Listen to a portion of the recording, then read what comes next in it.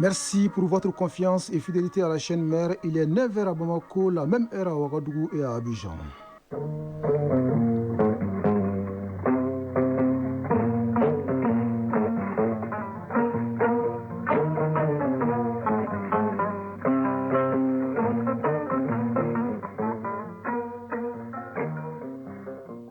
Le journal Bourama Traoré. Mesdames et messieurs, bonjour et bienvenue dans la première édition de Mali Actualité, les titres. Journée de célébration en Afrique, il y a 62 ans que l'Organisation de l'Unité africaine, devenue plus tard Union africaine, a été créée. Au Mali, la réflexion porte sur les conséquences de la traite négrière et de la colonisation du continent. À Tombouctou, 150 000 personnes seront en insécurité alimentaire au cours de la période de soudure. L'alerte est donnée par une mission conjointe qui vient de séjourner dans la région. L'ONU ne peut pas rester silencieuse face au parrainage du terrorisme dans le Sahel par certains pays dits puissants. Ces mots sont du Premier ministre du Burkina Faso. Il a reçu le représentant spécial de l'ONU pour l'Afrique de l'Ouest et le Sahel. La Banque africaine de développement se choisira le nouveau président le jeudi prochain à Abidjan. Ils sont 5 candidats dans les starting blocks pour prendre la présidence de la première institution financière africaine. Le Stade malien est champion du Mali grâce à sa victoire hier face à l'AS Bagaridjan battu 1-0. Au tour cycliste international, le Malien Sidiki Diarra remporte la compétition. Elle provoque chez le patient des démangeaisons intenses et des liaisons cutanées. Il s'agit de la gale Krosa en Bamananka. Manifestation et traitement de la maladie dans les focus santé à suivre en fin d'édition. Et c'est tout pour les titres. L'Afrique est en fête ce 25 mai 2025, date anniversaire de la création de l'Organisation de l'Unité africaine, devenue plus tard Union africaine. Une journée de réflexion sur les grands défis du continent et la nécessité de renforcer davantage l'intégration des peuples. Au Mali, la journée est célébrée autour du thème « Rôle et place de la diaspora malienne dans les processus de réparation des torts infligés par la traite négrière et la colonisation de l'Afrique ». On en sait plus dans les messages du ministre en charge de l'intégration africaine, résumé ici par Boubacar Bablin Touré. L'Afrique a l'honneur le 25 mai de chaque année, une journée dédiée à la célébration de l'unité du continent. Pour le Mali, à l'instar des autres pays africains, cette journée offre l'occasion de réaffirmer notre engagement à s'inscrire dans la dynamique de toutes les initiatives allant dans le sens de l'unité, la solidarité et le développement de l'Afrique en général. Moussa Ag Atayer, ministre des Maliens établi à l'extérieur et de l'intégration africaine. Notre conviction est inébranlable. L'intégration ne peut être que bénéfique. Notre pays, pionnier dans le processus continental, a adopté en décembre 2018 la politique nationale en matière d'intégration africaine du Mali, PENIAM. La vision malienne de l'intégration africaine est celle d'une Afrique sans frontières, où les citoyens circulent librement, où les citoyens unissent leurs efforts et où les citoyens bâtissent ensemble un avenir commun. Pour la célébration de cette édition 2025, deux thèmes majeurs. D'abord, comme thème de l'année, justice pour les Africains et les personnes d'ascendance africaine pour des réparations. Et celui de la journée dédiée à l'Afrique est réviser notre histoire, façonner l'avenir. Au plan national, le thème retenu est rôle et place de la diaspora malienne dans le processus de réparation des torts infligés par la traite négrière, de la colonisation de l'Afrique en général et au Sahel en particulier. Moussa Ag Atayer, ministre des Maliens établi à l'extérieur et de l'intégration africaine. Le choix de ce thème exprime la volonté des plus hautes autorités maliennes d'engager l'ensemble des segments de la communauté nationale et la diaspora dans le processus de reconnaissance et de réparation des divers crimes perpétrés contre les sociétés africaines, particulièrement celles du Sahel. C'est donc le moment de réfléchir sur le chemin parcouru pour mieux se projeter vers l'avenir, a conclu le ministre Moussa Ag Atayer. Oui, le ministre Moussa Ag Atayer, comme d'autres membres du gouvernement, sera tout à l'heure au pied de la Tour de l'Afrique pour la traditionnelle montée des couleurs à l'occasion de cette journée de l'Afrique. Dans les mêmes registres, 200 élèves mettent en lumière la richesse de la culture africaine. Ils participent à la deuxième édition du concours littéral à l'initiative de la Tour de l'Afrique. Maïmouna Guindo y était pour Mali Actualité. Union des peuples du Sahel en résistance. Ils sont jeunes, curieux et passionnés. Armés non pas de micro, mais de stylo. Ils ont décidé de faire résonner leur voix pour la 2e édition du concours littéraire. 200 élèves venus de plusieurs écoles, toutes filières confondues, réunis pour un hommage littéraire. La Tour d'Afrique leur donne la parole. Maïga Maria Maïga, directrice de la Tour d'Afrique. Comme un baobab, le parcours pédagogique, après la fixation de ses racines, a donné naissance à des jeunes plantes. Là, il s'agit du concours littéraire qui est à sa 2e édition. Cette activité qui permet de mettre la jeunesse africaine devant ses défis pour écrire la page de leur histoire. Présent lors de la cérémonie, le ministre en charge de la culture a apprécié ce concours dédié à la jeunesse et à la culture. Mahmoud Afé. Nous sommes là pour célébrer l'Afrique, pour célébrer l'unité africaine, pour célébrer l'histoire, mais surtout pour célébrer notre communion, notre vision, pour travailler ensemble pour cette nouvelle Afrique. Aujourd'hui, c'est le jour de l'histoire, mais aussi c'est le jour de l'espérance et de l'espoir de nos enfants. Nous venons d'écouter des poèmes qui parlent de l'AES, qui parlent de l'Afrique, de cette nouvelle Afrique tant cherchée et rêvée par nos ancêtres. Le top départ est donné par la marraine qui n'est autre que l'ambassadrice du Burkina Faso au Mali, Julienne Sanon. Dans les jours à venir, les stylos seront à l'honneur, les idées vont foisonner et la jeunesse fera entendre sa voix. Place à présent à l'inspiration et elle ne demande qu'à s'exprimer pour le Mali et pour l'Afrique. Au Burkina Faso, le représentant spécial de l'ONU pour l'Afrique de l'Ouest et le Sahel rencontre le Premier ministre Rim Talba Jean-Emmanuel Ouedraogo. Leonardo Santos Simao a salué les efforts des autorités burkinabées dans les domaines de l'économie, de l'agriculture et dans d'autres secteurs pour améliorer les conditions de vie des populations. Les diplomates onusiens se réjouissent surtout du retour des populations déplacées par les faits du terrorisme. De son côté, le chef du gouvernement du Burkina Faso demande aux Nations Unies d'avoir le courage de porter le message des nations en lutte pour leur souveraineté. L'ONU, dit-il, ne peut pas rester silencieuse face au parrainage du terrorisme dans le Sahel par certains pays dits puissants. En Côte d'Ivoire, les actionnaires de la Banque africaine de développement se réunissent le jeudi prochain à Abidjan pour élire le successeur du Nigérian Akinwumi Adesina. Il achève son second mandat à la tête de l'institution. Ils sont 5 candidats dans les starting blocks pour prendre la présidence de la première institution financière africaine à partir du mois de septembre. Au total, 81 pays se partagent les capitales de la banque et chacun d'eux détient un droit de vote équivalent à sa contribution. Pour l'emporter, il faut obtenir la majorité des voix du collège des actionnaires africains qui représentent 60% du capital, mais aussi de l'ensemble des actionnaires régionaux et non régionaux. Au Gabon, les partis démocratiques gabonais peinent à stopper l'hémorragie. Les démissions s'enchaînent au sein du parti fondé il y a 55 ans par l'ancien président Oumar Bongo. Tous les démissionnaires affichent leur volonté de se mettre au service du nouveau président, Brice Clotaire Oligui Nguema, qui n'a pas encore fondé son parti. En Ouganda, l'opposant Kizza Bisegui reste en détention au moins jusqu'à sa prochaine comparution prévue le 29 mai prochain. Il est poursuivi pour trahison, un crime passible de la peine de mort. Kizza Bisegui a été arrêté en novembre dernier lors d'un déplacement au Kenya. Ses avocats espéraient sa libération sous caution à l'issue de l'audience du vendredi, comme l'exige la loi ougandaise après 6 mois de détention. Mais des tensions ont éclaté lors de cette audience qui a fini par être ajournée. En Haïti, les hôpitaux et les orphelinats qui soignent les patients atteints du VIH-Sida s'inquiètent. Ils craignent l'impact de la décision du président américain Donald Trump de réduire plus de 90% des contrats d'aide à l'étranger de l'USAID et 60 milliards de dollars d'aide globale dans le monde. Plus de 150 000 personnes en Haïti sont atteintes du VIH-Sida selon les autorités. Les médicaments contre la maladie aident à contrôler l'infection et permettent à de nombreuses personnes d'avoir une espérance de vie moyenne. Le président américain Donald Trump menace de taxer à 50% les produits européens importés aux États-Unis dès le 1er juin. Il a estimé vendredi que les négociations commerciales avec Bruxelles n'allaient nulle part. L'Union européenne travaille de bonne foi pour obtenir un accord commercial fondé sur le respect et non sur les menaces, a affirmé de son côté le commissaire européen au commerce chargé de négocier pour l'Union européenne. Enfin, en Syrie, le pouvoir va aider les États-Unis à localiser les Américains disparus pendant la guerre civile dans le pays. C'est ce qu'a annoncé ce dimanche l'envoyé spécial américain pour la Syrie, Tom Barrack. Il s'agit de rapatrier les citoyens américains ou leurs dépouilles.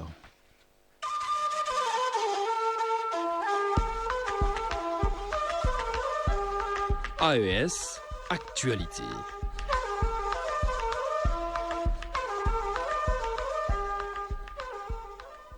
Dans 8 mois, le Burkina Faso va se doter d'une nouvelle usine de transformation des pommes de cajou à Péni dans les hauts bassins.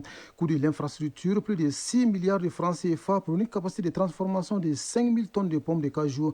Le président du Faso, le capitaine Ibrahim Traoré, vient de procéder à la pose de la première pierre de la nouvelle usine. Le reste nous est raconté par Nibelman Augustin Bado de la radio du Burkina. Cette usine de transformation des pommes de cajou sera érigée sur une superficie de 5 hectares, extensible sur 10 à Péni, commune située à une trentaine de kilomètres de Bobo-Dioulasso sur la RN7. Sur instruction du président du Faso, les entreprises en charge des travaux ont un délai de 8 mois, soit le 31 décembre prochain, pour livrer l'infrastructure. Le directeur général du Conseil burkinabé des filières agro-pastorales et halieutiques, Wélnien Clément Atiou. L'unité de transformation est constituée d'un bâtiment principal qui est divisé en 5 sections. Une section qui fait le concentré et une section pour chacun donc, des produits que j'ai cités initialement.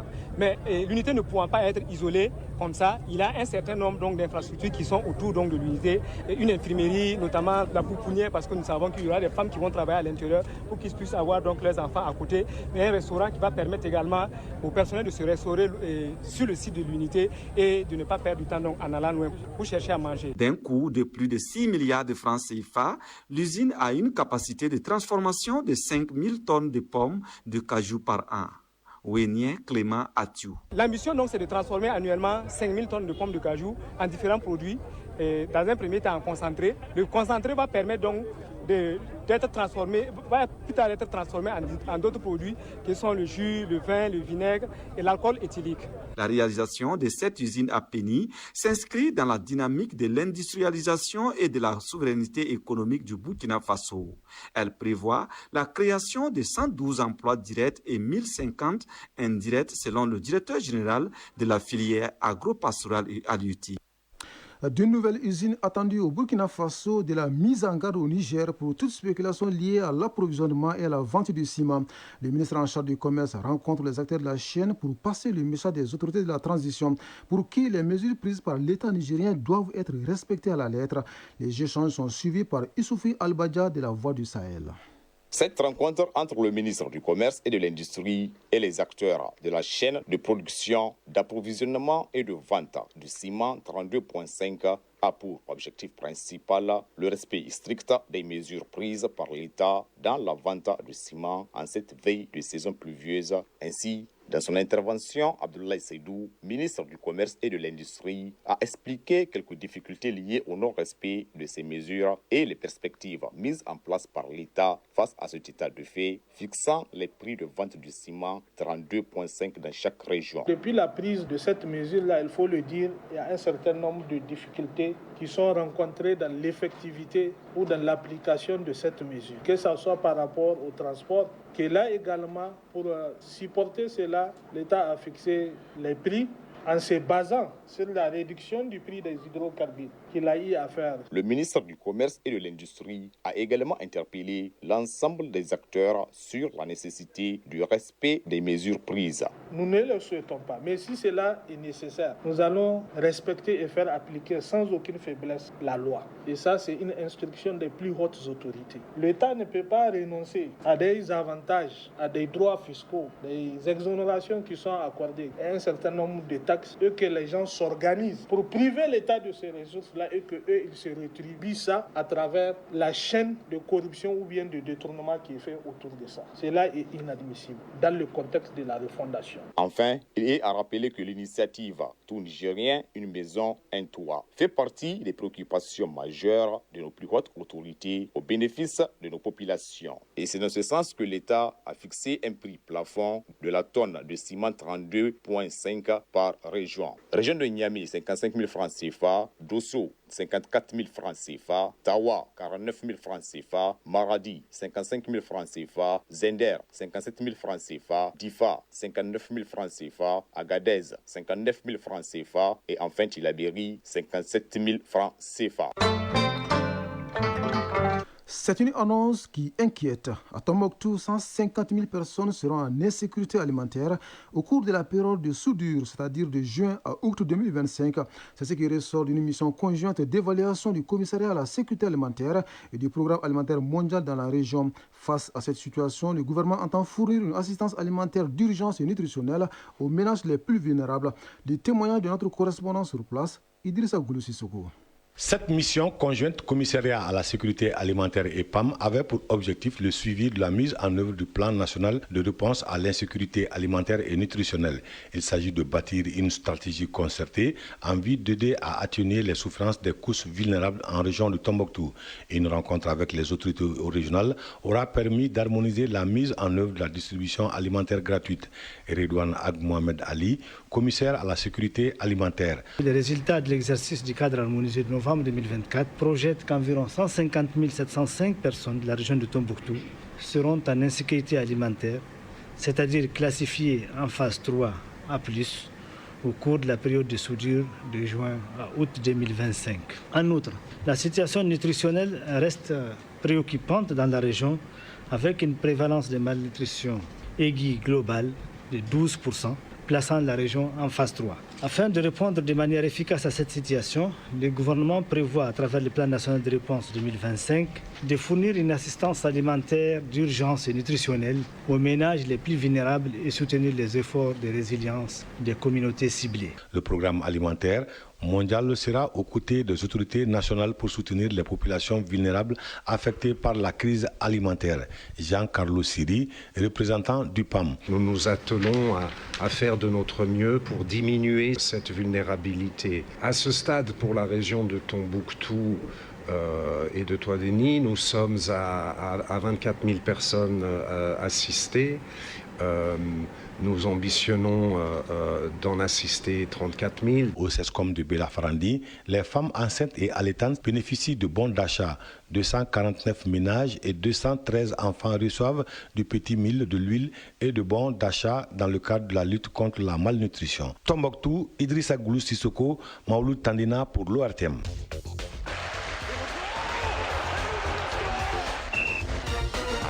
C'était attendu et c'est fait. Le Stade malien est sacré champion du Mali avant le jour J. 24 journées ont suivi au blanc de Bamako pour remporter les titres du championnat national de football Ligue 1. Titre conquis hier face à l'AS Bakardian, battu par 1-0. Au tour cycliste international, le Malien Sidiki Diarra termine premier. La synthèse de l'actualité sportive porte la signature de Famourou Djourté.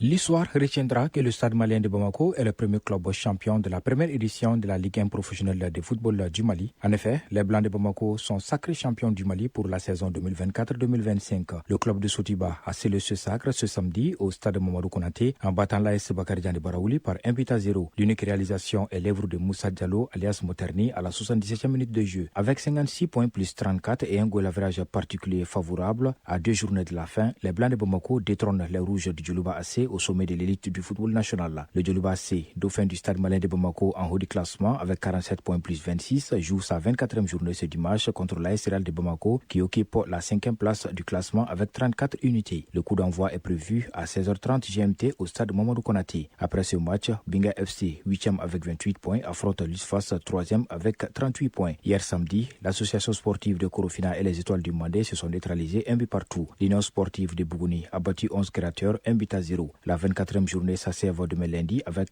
les matchs AS Police contre Afrique Football Elite et FC Diarra face à l'Union sportive de Bougouba. L'équipe nationale dame de football a validé son ticket pour les demi-finales du tournoi Women's Cup de la zone UFOA en dominant celle de la Guinée-Bissau au compte de la deuxième journée de groupe. Large vainqueur de la Mauritanie 5-0 lors de leur première sortie, les Aigles dames du Mali n'ont pas tremblé devant la Guinée-Bissau, battue 4-1 ce samedi au compte de la deuxième journée. Les buteuses maliennes sont Oumou au 23e, 48e et 61e minute et Agaïssa Diarra 39e minute. Grâce à cette victoire, le Mali avec 6 points occupe la tête du groupe A. Pour le compte de la troisième et dernière journée, le Mali affronte le Libéria lundi 26 mai 2025 à partir de 16h. Toujours en football, cette fois sur le continent, compétition africaine des clubs, la Coupe de la Confédération de la CAF s'achève ce dimanche. Après son succès 2-0 au match aller, la Renaissance sportive de Berkane du Maroc est en déplacement à Zanzibar pour la manche retour de la finale contre le Simba Sporting Club de Tanzanie. Le coup d'envoi d'envoi du match est prévu à 13h GMT au stade Amman. La Renaissance sportive de Berkane est en quête d'un 3e titre continental dans la compétition après 2020 et 2022. Côté Simba, l'exploit est impératif.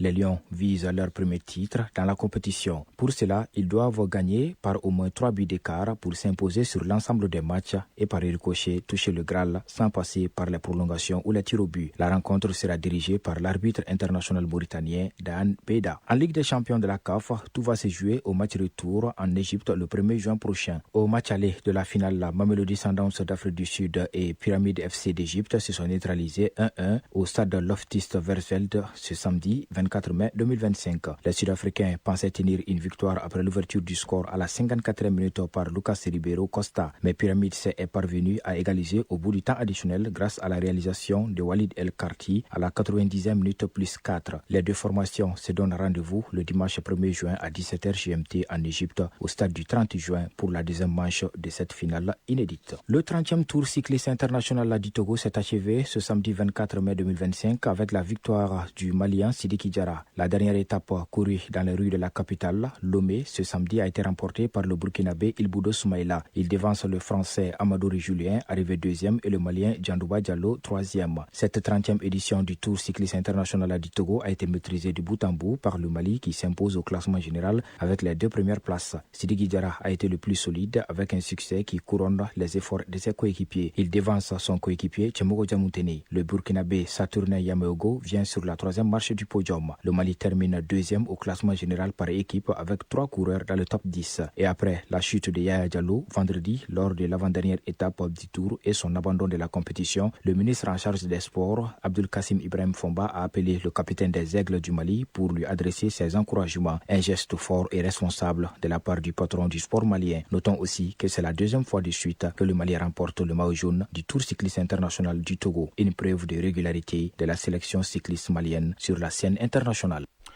Un mot de culture dans cette édition. Le Mali pluriel mais uni s'est transporté hier soir sur l'esplanade du Centre international de conférence de Bamako pour le traditionnel bal de costume de l'ORTM. L'événement a un cachet particulier coïncidant avec l'année de la culture. Le rendez-vous culturel a donc permis aux uns et aux autres de magnifier la riche culture malienne à travers notamment des tenues et des plats traditionnels. Une soirée riche en soins et en lumière vous sera racontée dans nos prochaines éditions avec nos différents reporters. Focus santé.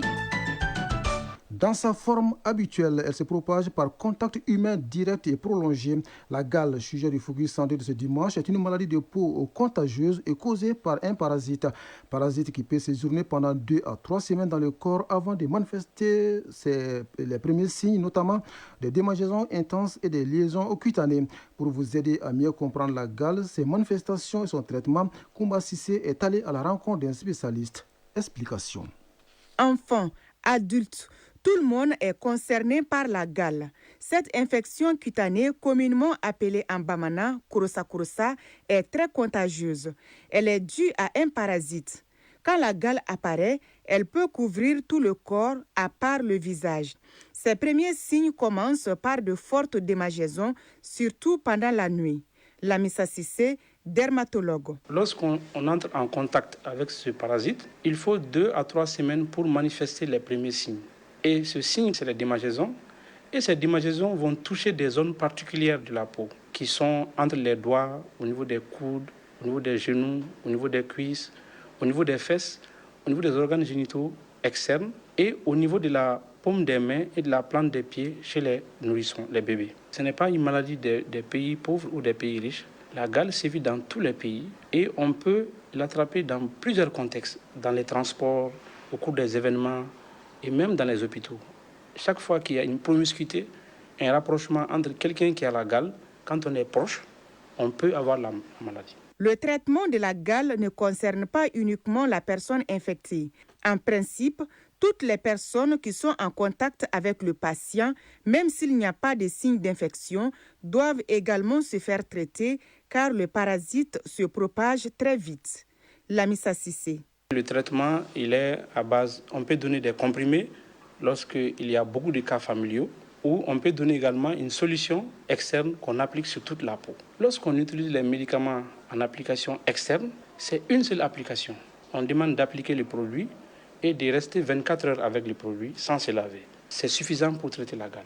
Et on donne le même traitement à toute la famille, parce que la maladie est très contagieuse. C'est une maladie qui démange beaucoup. La première complication, c'est les infections bactériennes. Parce que la personne, en se grattant, il y a des petites blessures sur la peau par lesquelles des microbes peuvent passer, provoquer une infection. À la longue, la maladie peut aussi s'exématiser. Il va avoir beaucoup de parasites. Le malade va avoir comme des croûtes partout sur la peau. Ça, c'est les formes avancées sans traitement. En plus des traitements médicamenteux, les mesures d'hygiène viennent en complément pour éliminer l'infection. Lamissa Sissé. D'autres mesures sont associées. Il s'agit notamment soit de repasser les habits ou encore de tremper les habits dans de l'eau tiède. Parce que ces parasites-là, ils meurent à 50 degrés. Donc lorsqu'on trempe les habits dans de l'eau tiède, ça tue les parasites qui restent accrochés aux vêtements. Et on demande également d'exposer les matelas au soleil, comme nous avons le chaud soleil chez nous, ce qui est une chance. On expose les matelas au soleil pendant 30 minutes et on change de face, de côté. Et en ce qui concerne également les fauteuils, tout ce qui sont les meubles qui sont en éponge, on peut pulvériser soit un insecticide ou bien les mettre aussi au soleil. Donc ces mesures-là, associées au traitement de toute la famille, permettent d'éliminer la gale. Dès que vous constatez des démangeaisons, surtout pendant la nuit, n'hésitez pas à vous faire consulter. La prise en charge de ces démangeaisons, considérées comme premier signe de la gale, permet d'éviter la propagation des boutons sur le corps. Des boutons qui sont douloureux et sont accompagnés très souvent de la fièvre. Ainsi va l'actualité en ce dimanche 25 mai 2025. Cette première tranche d'information vous a été servie par un trio. À la mise en onde, Absi Traoré, à la mise en ligne, Mohamed Koulibaly et au micro, Bourama Traoré. Le prochain rendez-vous avec l'information, c'est dans moins de 4 heures pour le 13h dimanche. Merci à vous de nous avoir suivis. Belle journée à vous, où que vous soyez.